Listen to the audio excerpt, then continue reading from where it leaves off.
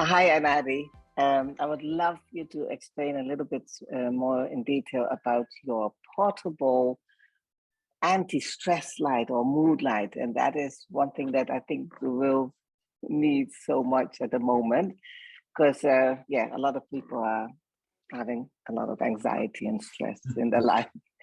Can you explain a little bit about it? Sure.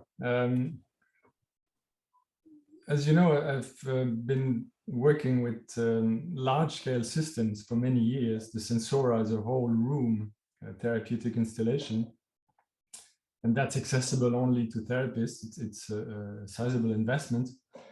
And later on, I developed the SensoSphere, this device, which is kind of a scaled-down version of the light modulation technology that I use. And this is a particular way of using light to interact with brainwaves. So it kind of, not only do you have the power and beauty of pure colors, which in itself is, as you know very well, a complete healing modality, but you can also add the dimension of brainwave entrainment, audiovisual stimulation, when you pulse the light in certain ways. And that's what I've been doing with the Sensora and the SensoSphere. And but even the SensoSphere still is well, the idea it's an object that you can put in your home, but it's still not an inexpensive object, and it's still out of reach for many people. So I was wondering how to make it even more affordable and even more accessible to a wider range of people.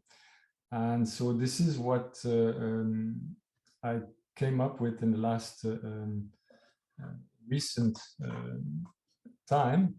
And if you'd like, I can share a few images so that to give you a better idea. Basically, the device is this small globe here that you can hold in your hand, and that contains much of the same technology as in the Sensora and the SensoSphere, but in a very user-friendly and accessible way. So let me show you here.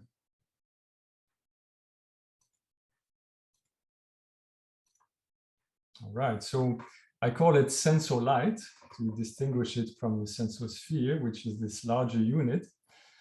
And the SensoSphere, this is what it looks like. It contains many different light sources, so it creates a complex light field, light patterns, and they pulsate very gently at different brainwave frequencies depending on the mode, the light mode that you work with.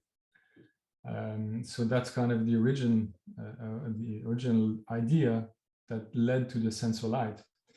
Now the SensoLight is really a scaled down version. It's small, you can hold it in your hand. It's about 12 centimeters in diameter. And the idea was really to make an object that could be produced in larger quantity, so the price can come down, so it can be used by many, many more people.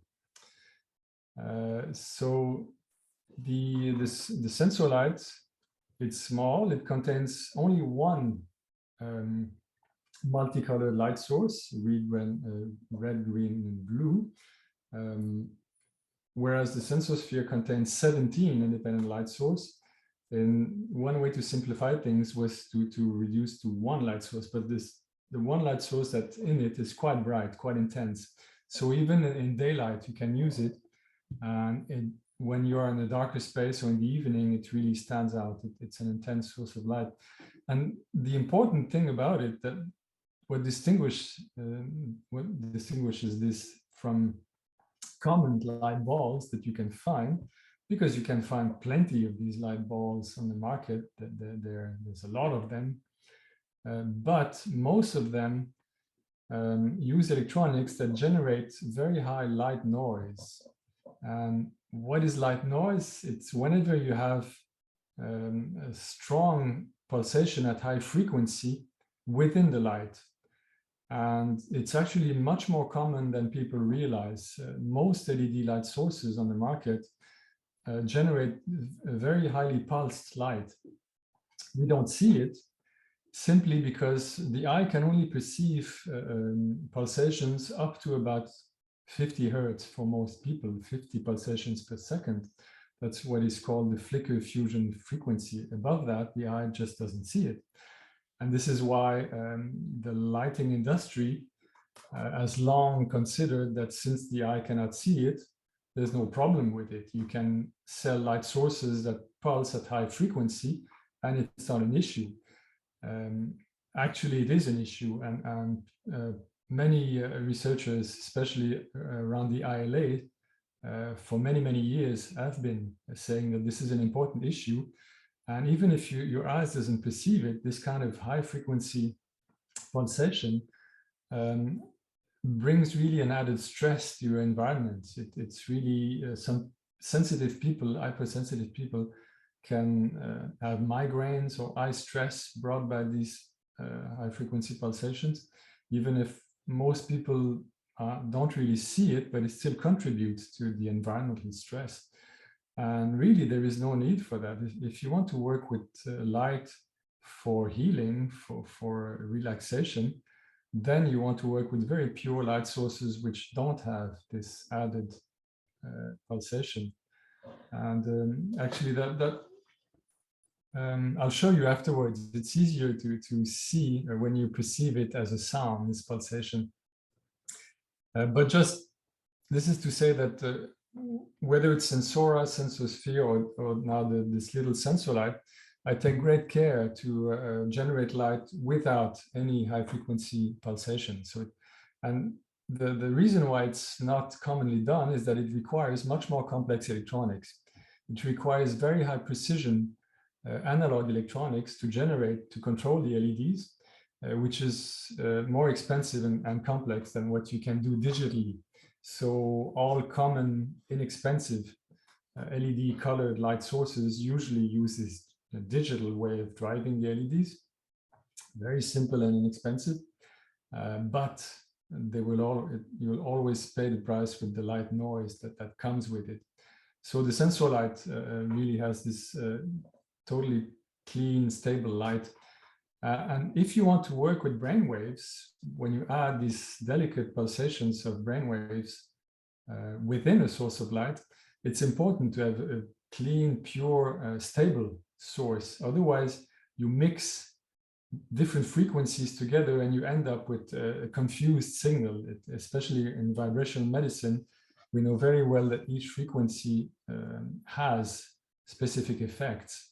So it's even more important in this type of application to have pure light sources. So this is the case with this device.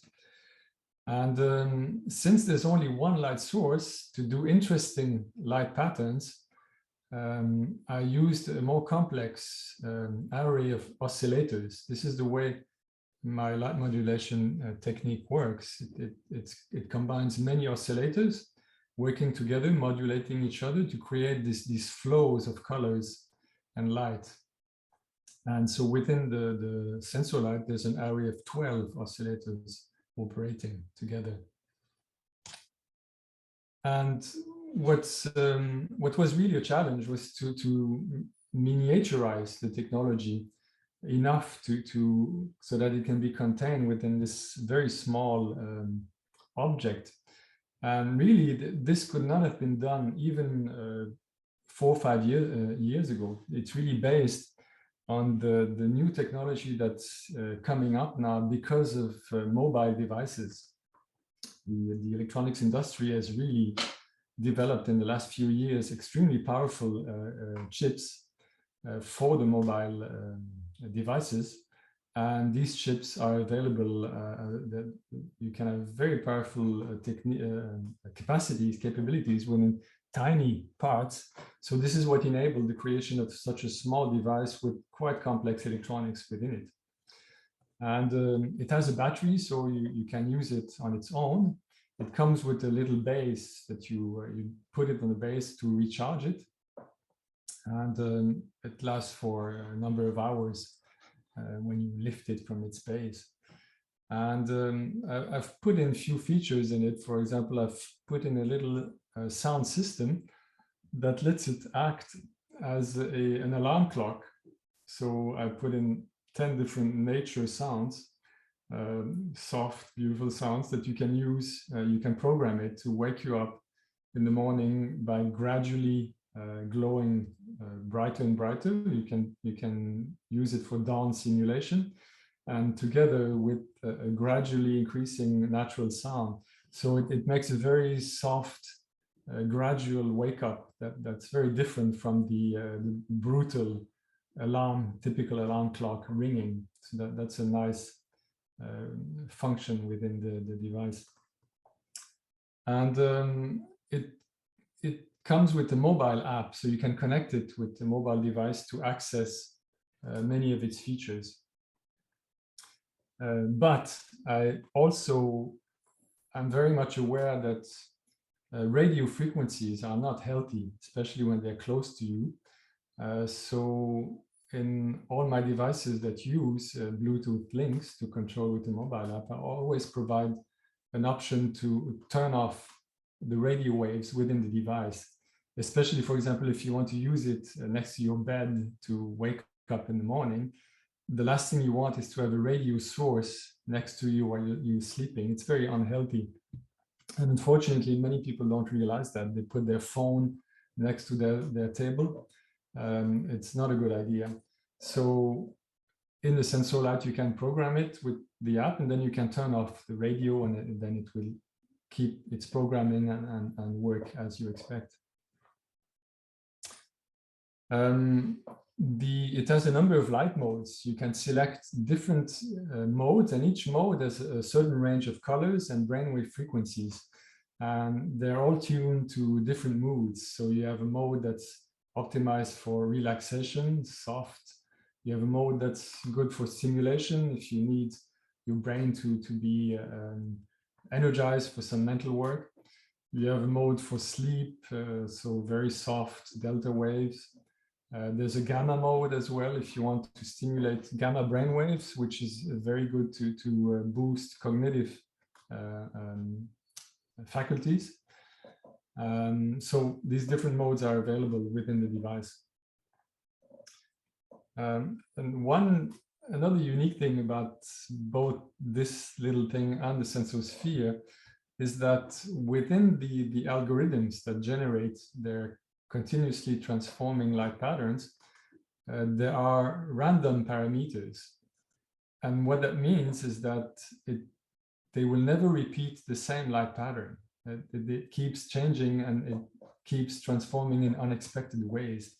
And to me, it's one of the key, most important property of these devices, because when you look at light globes that you find on the market, inexpensive colored light globes, usually the only thing they do is cycle the colors of the rainbow or put out one color. Very quickly it becomes, you've seen the pattern, it becomes boring, and you kind of lose interest in it.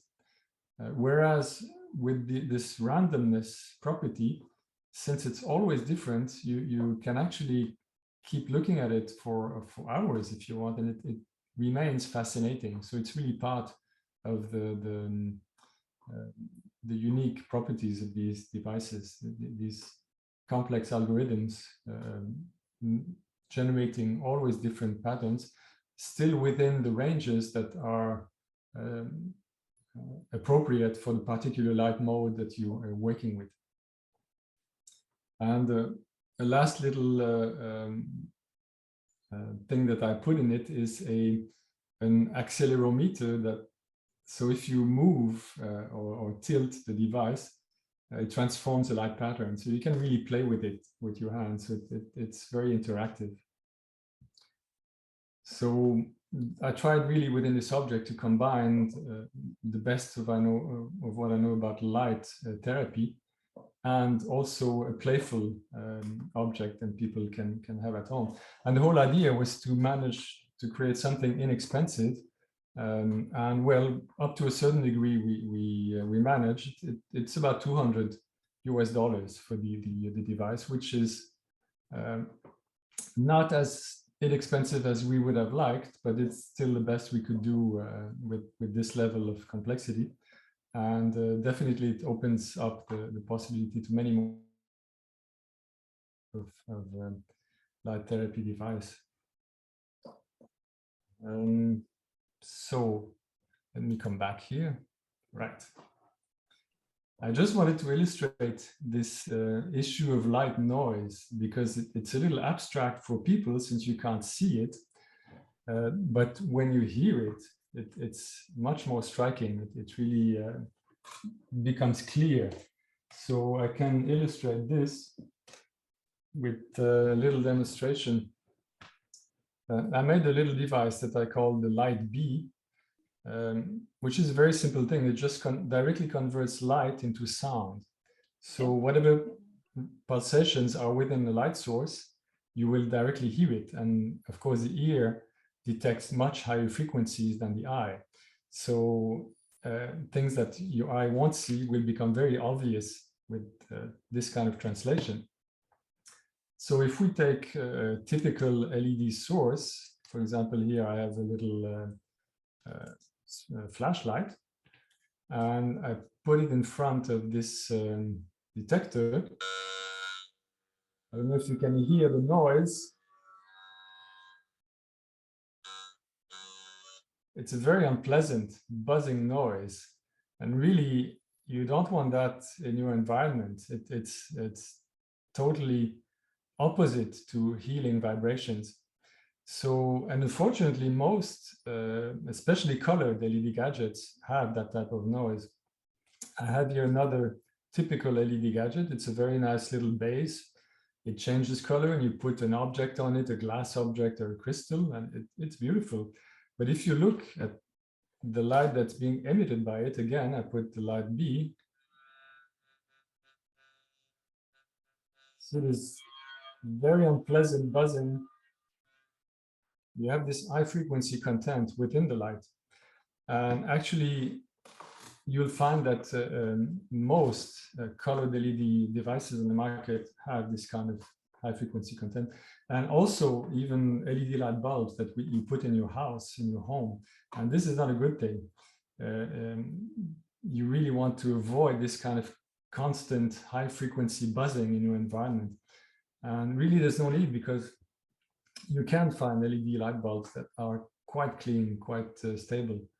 But the only thing is you need some kind of sensor to be able to identify which are noisy and which are clean, because manufacturers won't tell you. It's not something that is commonly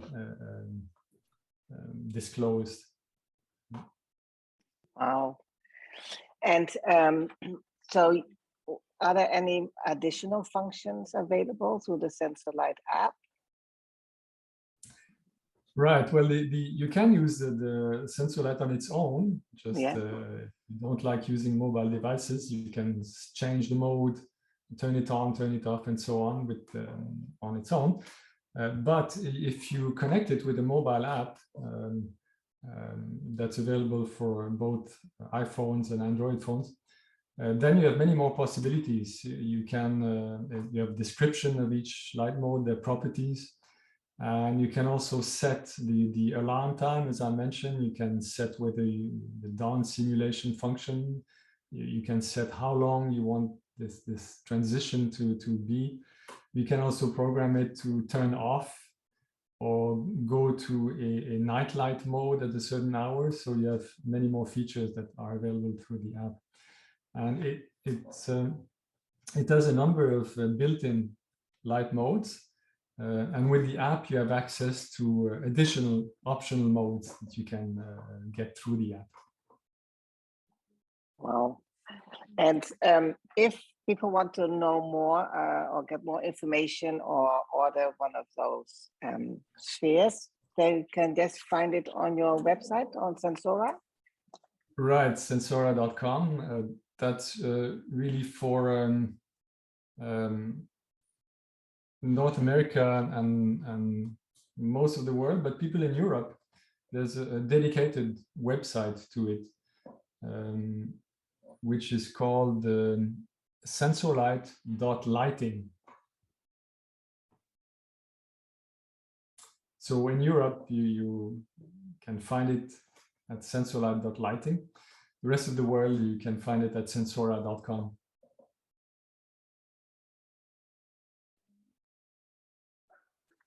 Okay, thank you so much, Anari, for all this great information.